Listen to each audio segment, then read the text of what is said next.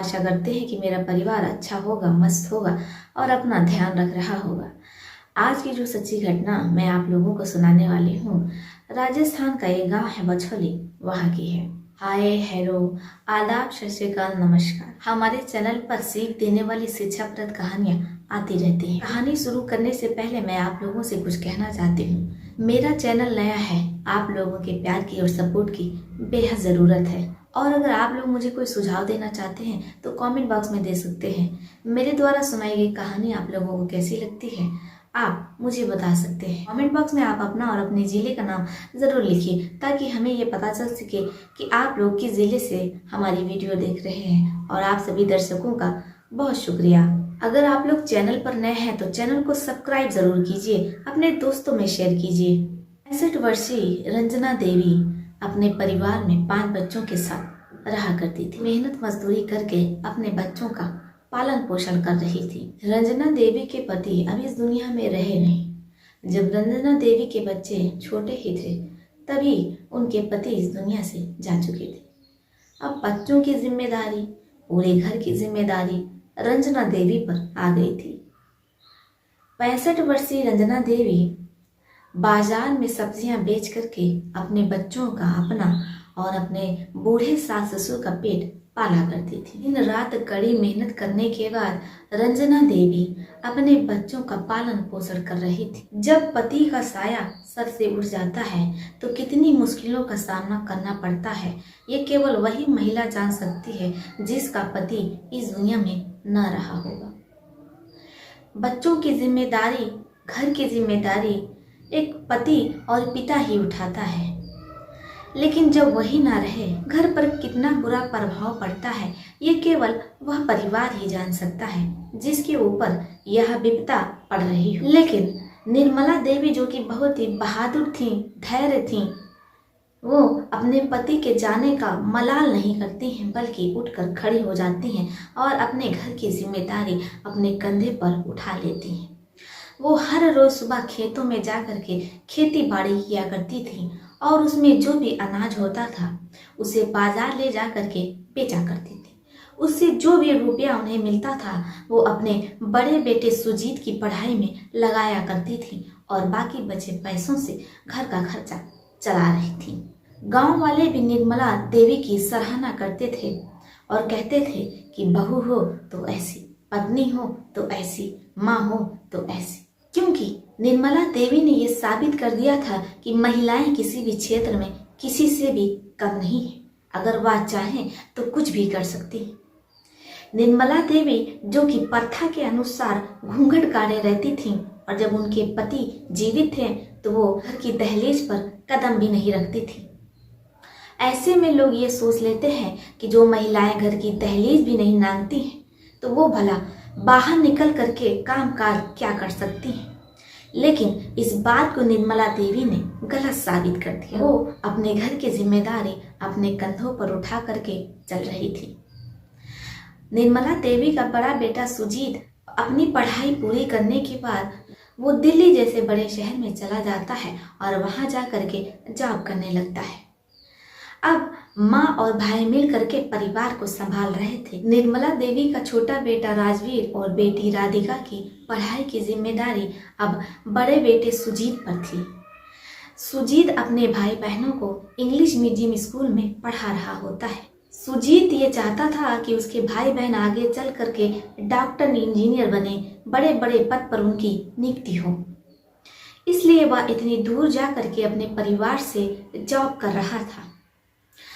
परिवार में खुशहाली थी। निर्मला देवी सुबह घर से निकलती थी तो शाम को अपने घर लौट आती थी और आते समय वो बच्चों के लिए, अपने सास ससुर के लिए खाने पीने की उनके मनपसंद चीजें ले आया करती थी। परिवार में खुशियां थी और परिवार खुशहालियों से भरा हुआ था। परिवार में किसी भी चीज की कमी नहीं थी, ना तो खाने पीने की और ना ही ओढ़ने पहनने की।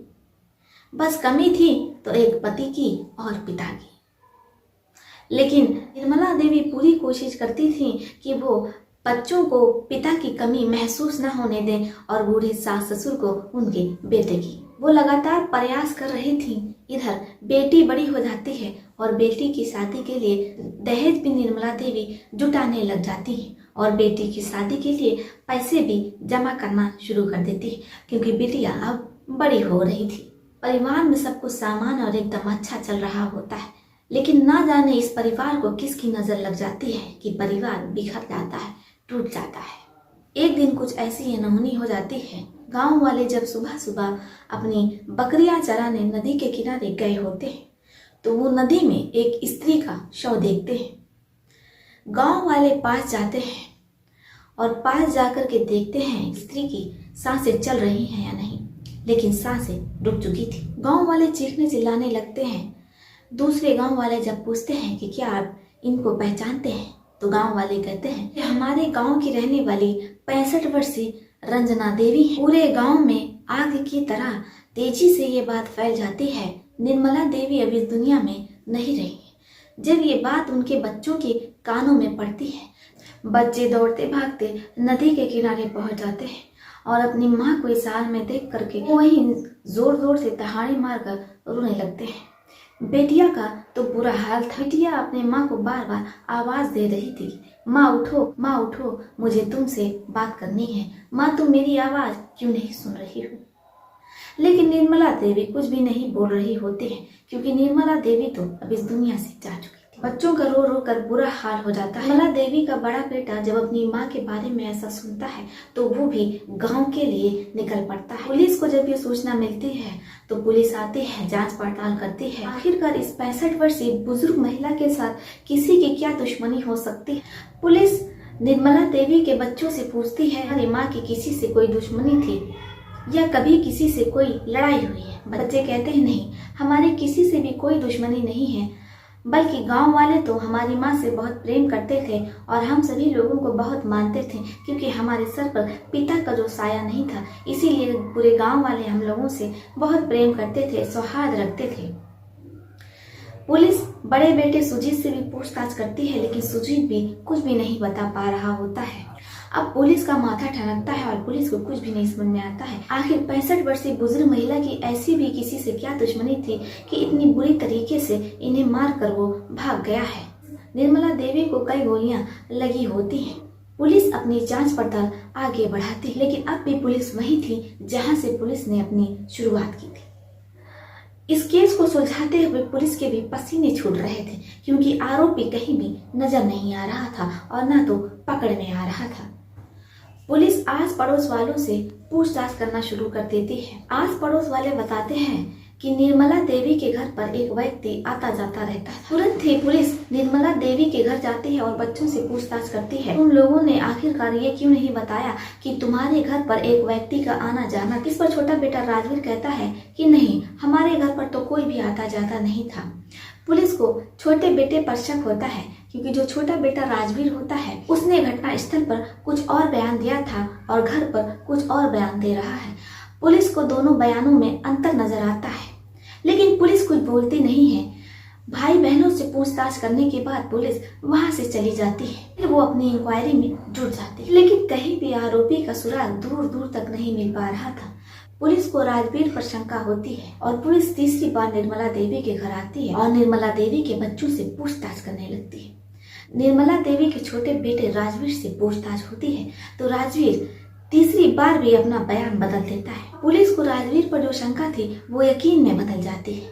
पुलिस राजवीर को थाने ले आती है और कड़ाई से तबीयत से पूछताछ करती है। इस पर राजवीर सारा सच उगल देता है। कहता है कि एक दिन जब मैं अपने दोस्त को लेकर के अपने घर पर आया था अपनी माँ से मिलवाने के लिए, मैंने अपनी माँ को एक व्यक्ति के साथ आपत्तिजनक स्थिति में देख लिया था और मेरे दोस्त ने भी देख लिया। मेरी बहुत बेइज्जती हो जाती है। मेरा दोस्त मुझे बुरा भला कह करके वहां से चला जाता है और मुझसे दोस्ती भी तोड़ देता है और कहता है कि मैं किसी ऐसे लड़के से दोस्ती नहीं रखना चाहता जिसकी माँ का आचरण इतना बुरा हो, जिसकी माँ पति के चले जाने पर दूसरे व्यक्ति के साथ बुराई काम कर रही हो। मेरे दोस्त ने मुझसे दोस्ती भी तोड़ दी और अब मेरा कोई दोस्त भी नहीं था। मैं बिल्कुल अकेला हो गया था और मेरी बहुत बेइज्जती हुई थी। मेरे दोस्त ने कॉलेज में भी कई लोगों को ये बात बता दी थी, जिससे मुझे बहुत शर्मिंदगी महसूस होती थी और मैं अब कॉलेज भी नहीं जा पाता था। उसी दिन मैंने मन बना लिया था कि मैं इसका बदला जरूर लूंगा। मेरी माँ शौच के लिए रोज सुबह नदी के किनारे जाया करती थी। मैं मौके की फिराक में था कि कब मुझे मौका मिले और मैं इस वारदात को अंजाम दे सकूं। फिर मैंने किसी से एक कट्टा लिया, नदी के किनारे छुप करके बैठ गया। जैसे ही मेरी माँ शौच के लिए आती, कई गोलियां चला देता हूँ। मुझे लगा था पुलिस कभी भी मुझ तक नहीं पहुँच पाएगी। पुलिस जब निर्मला देवी के छोटे बेटे सुजीत की ये बात सुनती है तो उसके भी हाथ पांव कांपने लगते हैं। एक बेटा जो अपनी माँ का कंधा होता है, बुढ़ौती की लाठी होता है, जब वही बेटा अपनी माता पिता के साथ ऐसा करने लगे तो फिर बच्चों पर से तो माता पिता का विश्वास ही उड़ जाएगा। यहाँ पर रंजना देवी गलत थी या उनका बेटा सुजीत? आखिरकार गलती किसकी थी? आप लोग कमेंट बॉक्स में मुझे बताइएगा जरूर। ये कहानी सुनाने का मकसद किसी की भावनाओं को ठेस पहुंचाना नहीं है, आहत करना नहीं है, बल्कि सतर्क और जागरूक करना है।